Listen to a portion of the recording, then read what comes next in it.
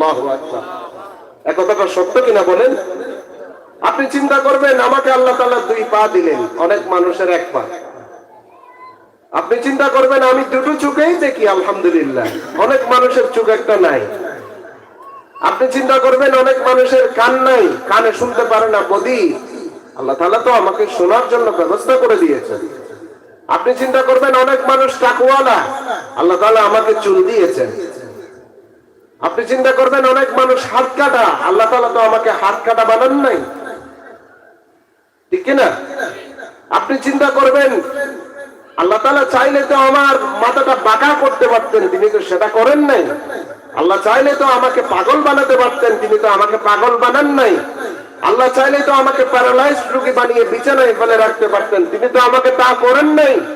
আল্লাহ তাআলা চাইলে তো আমার কিডনি ড্যামেজ করে দিতে পারতেন, তিনি তো সেটা করেন নাই। তাহলে অটোমেটিকলি শুকরিয়া করতে আপনি বাধ্য হয়ে যাবেন। আল্লাহু আকবার।